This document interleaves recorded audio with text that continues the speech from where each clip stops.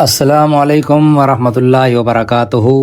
ناظرین، اسلامی تاریخ میں کچھ دن ایسے ہیں جنہیں اللہ تعالیٰ نے خاص فضیلت عطا فرمائی ہے، اور انہی مبارک دنوں میں ایک عظیم دن یوم عاشوراء یعنی 10 محرم الحرام بھی ہے۔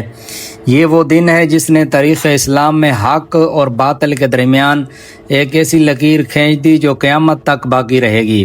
یہی وہ دن ہے جب حضرت موسیٰ علیہ السلام کو اللہ تعالیٰ نے فرعون کے ظلم سے نجات عطا فرمائی، اور یہی وہ دن ہے جب میدان کربلا میں رسول اللہ کے نواسے حضرت امام حسین رضی اللہ تعالیٰ عنہ اور ان کے وفادار ساتھیوں نے اسلام کی عظیم سربلندی کے لیے اپنی جانوں کا عظیم نذرانہ پیش کیا۔ آج کی اس ویڈیو میں ہم جانیں گے کہ یوم عاشوراء کی فضیلت کیا ہے، واقعہ کربلا کیسے پیش آیا، حضرت امام حسین نے کیوں قربانی دی، اور اس عظیم واقعے سے ہمیں کیا سبق ملتا ہے۔ اس ویڈیو کو آخر تک ضرور دیکھیے کیونکہ ہر مسلمان کے لیے اس تاریخ کو جاننا نہایت ضروری ہے۔ ناظرین، محرم الحرام اسلامی سال کا پہلا مہینہ ہے، اور رسول اللہ صلی اللہ علیہ وآلہ وسلم نے اسے اللہ تعالیٰ کا مہینہ قرار دیا۔ احادیث مبارکہ میں اس مہینے کی عبادت، روزے اور نیکیوں کی بڑی فضیلت بیان ہوئی ہے۔ خاص طور پر عاشوراء کے دن روزہ رکھنے کے بارے میں نبی کریم نے فرمایا کہ مجھے امید ہے کہ اللہ تعالیٰ اس کے ذریعے گزشتہ ایک سال کے گناہ معاف فرما دے۔ جب رسول اللہ صلی اللہ علیہ وآلہ وسلم مدینہ منورہ تشریف لائے تو آپ صلی اللہ علیہ وآلہ وسلم نے دیکھا کہ یہودی عاشوراء کا روزہ رکھتے ہیں۔ آپ نے ان سے پوچھا کہ اس کی وجہ کیا ہے؟ انہوں نے عرض کیا کہ اسی دن اللہ تعالیٰ نے حضرت موسیٰ علیہ السلام اور بنی اسرائیل کو فرعون سے نجات عطا فرمائی تھی۔ یہ سن کر نبی کریم صلی اللہ علیہ وآلہ وسلم نے فرمایا کہ موسیٰ علیہ السلام سے ہمارا تعلق تم سے زیادہ ہے۔ پھر آپ صلی اللہ علیہ وآلہ وسلم نے خود بھی روزہ رکھا اور صحابہ کرام رضی اللہ تعالی عنہم کو بھی اس کی ترغیب دی۔ ناظرین، وقت گزرتا گیا لیکن 61 ہجری میں یہی عاشوراء تاریخ کا سب سے دردناک دن بن گیا۔ حضرت امیر معاویہ کی وفات کے بعد یزید حکمران بنا اور اس نے حضرت امام حسین رضی اللہ تعالیٰ عنہ سے بیعت کا مطالبہ کیا۔ امام حسین رضی اللہ تعالیٰ عنہ نے فرمایا کہ میں ایسے شخص کی بیعت نہیں کر سکتا جو دین اسلام کے اصولوں کو پامال کرے۔ آپ کا مقصد حکومت حاصل کرنا نہیں تھا بلکہ اسلام کی اصل روح اور حق کو زندہ رکھنا تھا۔ مدینہ منورہ کا ماحول بدل چکا تھا۔ امام حسین رضی اللہ تعالی عنہ نے حالات کو دیکھتے ہوئے اپنے اہل خانہ کے ساتھ مکہ مکرمہ کا رخ کیا۔ ادھر کوفہ کے ہزاروں لوگوں نے خطوط بھیج کر آپ کو دعوت دی کہ آپ ہمارے پاس آئیں، ہم آپ کا ساتھ دیں گے، مگر جب یزید کے گورنر نے کوفہ میں ظلم و جبر کا بازار گرم کیا تو انہی لوگوں کی اکثریت خوف زدہ ہو گئی اور اپنے وعدوں سے پھر گئی۔ امام حسین رضی اللہ تعالی عنہ کو راستے ہی میں خبر ملی کہ آپ کے نمائندے حضرت مسلم بن عقیل رضی اللہ تعالی عنہ کو شہید کر دیا گیا ہے۔ اس کے باوجود آپ نے حق کا راستہ نہ چھوڑا کیونکہ آپ جانتے تھے کہ حق پر ثابت قدم رہنا ہی مومن کی شان ہے۔ 2 محرم الحرام کو امام حسین رضی اللہ تعالی عنہ کا قافلہ میدان کربلا پہنچا۔ یہ ایک گرم اور بے آب و گیا میدان تھا۔ یہاں یزیدی لشکر نے آپ کو گھیر لیا۔ چند دن بعد دریائے فرات سے پانی لینے پر بھی پابندی لگا دی گئی۔ خیموں میں بچے، عورتیں اور بزرگ سب پیاس سے بے حال تھے۔ 6 ماہ کے حضرت علی اصغر رضی اللہ تعالیٰ عنہ، ننھی سکینہ رضی اللہ تعالیٰ عنہ اور دیگر اہل بیت پانی کی ایک ایک بوند کو ترس رہے تھے، مگر امام حسین رضی اللہ تعالیٰ عنہ نے ظلم کے سامنے سر جھکانے سے انکار کر دیا۔ 9 محرم کی رات امام حسین رضی اللہ تعالیٰ عنہ نے اپنے ساتھیوں کو جمع فرمایا اور کہا کہ دشمن صرف مجھے چاہتا ہے، تم میں سے جو جانا چاہتا ہے چلا جائے، میں کسی کو نہیں روکتا۔ لیکن وفادار ساتھیوں نے ایک زبان ہو کر عرض کیا کہ یا ابن رسول اللہ صلی اللہ علیہ وآلہ وسلم، ہم آپ کا ساتھ کبھی نہیں چھوڑیں گے۔ اگر ہمیں 70 مرتبہ بھی قتل کر کے زندہ کیا جائے تو ہم آپ کے قدموں سے جدا نہیں ہوں گے۔ اسی رات صحابہ اور اہل بیت نے عبادت، تلاوت قرآن، دعا اور استغفار میں گزاری۔ ہر کوئی جانتا تھا کہ اگلی صبح شاید دنیا کی آخری صبح ہوگی، مگر کسی کے چہرے پر خوف نہیں تھا بلکہ اللہ کی رضا پر کامل یقین تھا۔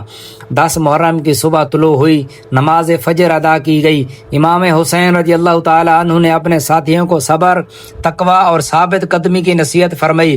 پھر ایک ایک کر کے جاں نثار میدان میں اترنے لگے اور راہ حق میں جام شہادت نوش کرتے گئے۔ ہر شہادت کے بعد امام حسین رضی اللہ تعالیٰ عنہ صبر کا پہاڑ بنے رہے اور اللہ تعالیٰ کی رضا پر راضی رہے۔ سب سے پہلے آپ کے مخلص ساتھیوں نے جان قربان کی، پھر بنی ہاشم کے نوجوان میدان میں اترے۔ حضرت علی اکبر رضی اللہ تعالیٰ عنہ، حضرت قاسم رضی اللہ تعالیٰ عنہ اور دیگر اہل بیت نے بے مثال شجاعت کا مظاہرہ کیا۔ ہر ایک کی زبان پر اللہ کا ذکر تھا اور ہر ایک کا مقصد صرف دین اسلام کی سربلندی تھا۔ آخرکار میدان میں صرف امام حسین رضی اللہ تعالیٰ عنہ رہ گئے۔ چاروں طرف دشمن کا ہجوم تھا، لیکن آپ کے قدموں میں لرزش نہ آئی۔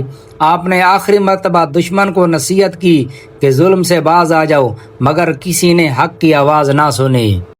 ناظرین، جب امام حسین رضی اللہ تعالیٰ عنہ نے دیکھا کہ ایک ایک کر کے تمام جاں نثار راہ خدا میں اپنی جانیں قربان کر چکے ہیں، تو آپ کی نگاہ بار بار خیموں کی طرف اٹھتی تھی جہاں ننھے بچے شدت پیاس سے بے قرار تھے۔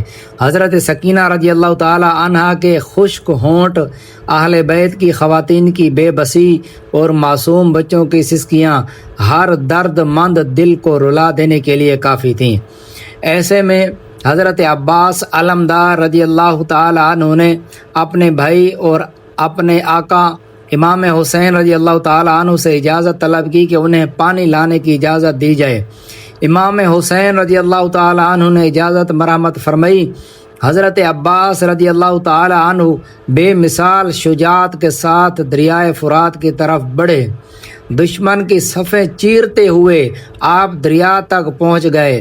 جب آپ نے پانی اپنے ہاتھ میں لیا تو اپنے خشک لبوں کی طرف بڑھایا، لیکن فوراً آپ کو امام حسین رضی اللہ تعالی عنہ، حضرت سکینہ رضی اللہ تعالی عنہ اور پیاسے بچوں کی یاد آ گئی۔ آپ نے پانی واپس دریا میں انڈیل دیا اور فرمایا کہ جب میرے آقا اور رسول اللہ کے نواسے پیاسے ہیں تو عباس پانی کیسے پی سکتا ہے؟ یہ وفا کی وہ مثال ہے جس کی نظیر تاریخ میں بہت کم ملتی ہے۔ آپ نے مشکیزہ بھر لیا اور خیموں کی طرف روانہ ہوئے، مگر راستے میں دشمن نے چاروں طرف سے حملہ کر دیا۔ شدید لڑائی میں آپ کے بازو زخمی ہوئے اور پھر کٹ گئے، لیکن آپ نے مشکیزہ نہ چھوڑا۔ آخرکار ایک تیر مشکیزے پر لگا اور پانی بہہ گیا۔ اسی دوران دشمن کے ایک وار سے آپ شدید زخمی ہوئے اور زمین پر گر گئے۔ آپ نے امام حسین رضی اللہ تعالیٰ عنہ کو آواز دی۔ امام حسین رضی اللہ تعالیٰ عنہ دوڑتے ہوئے اپنے بھائی کے پاس پہنچے۔ حضرت عباس رضی اللہ تعالیٰ عنہ نے اپنے رب سے ملاقات کی اور یوں وفا کا ایک روشن باب ہمیشہ کے لیے تاریخ میں ثبت ہو گیا۔ حضرت عباس رضی اللہ تعالی عنہ کی شہادت کے بعد خیموں میں غم کی فضا اور گہری ہو گئی۔ امام حسین رضی اللہ تعالی عنہ نے صبر کا دامن ہاتھ سے نہ چھوڑا۔ اس کے بعد آپ اپنے 6 ماہ کے صاحبزادے حضرت علی اصغر رضی اللہ تعالی عنہ کو میدان میں لے گئے۔ آپ نے فرمایا کہ اگر مجھ پر رحم نہیں کرتے تو اس معصوم بچے پر ہی رحم کر دو، اسے ایک گھونٹ پانی دے دو۔ لیکن ظلم کی انتہا دیکھیے کہ جواب میں ایک تیر چلایا گیا جو حضرت علی اصغر رضی اللہ تعالی عنہ کے ننھے گلے میں لگا۔ یہ منظر ایسا تھا کہ زمین و آسمان بھی غم سے لرزا اٹھے۔ امام حسین رضی اللہ تعالی عنہ نے اپنے ننھے بیٹے کو سینے سے لگایا، صبر کیا اور اللہ تعالیٰ کی رضا پر راضی رہے۔ اب میدان میں امام حسین رضی اللہ تعالی عنہ تنہا رہ گئے تھے۔ اہل بیت کے بیشتر افراد شہادت پا چکے تھے۔ آپ نے آخری مرتبہ دشمن کو نصیحت کی کہ ظلم سے باز آ جاؤ، اللہ سے ڈرو اور رسول اللہ کے نواسے پر ہاتھ نہ اٹھاؤ، لیکن دشمن کے دل پتھر بن چکے تھے۔ امام حسین رضی اللہ تعالی عنہ میدان میں اترے اور بے مثال شجاعت کا مظاہرہ کیا۔ آپ زخمی تھے، پیاسے تھے، لیکن آپ کے قدموں میں استقامت تھی اور زبان پر اللہ کا ذکر۔ بالآخر دشمن نے ہر طرف سے حملہ کیا اور آپ بھی جام شہادت نوش فرما گئے۔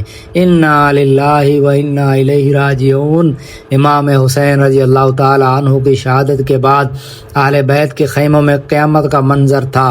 حضرت زینب رضی اللہ تعالی عنہا نے صبر اور استقامت کی ایسی مثال قائم کی جو رہتی دنیا تک یاد رکھی جائے گی۔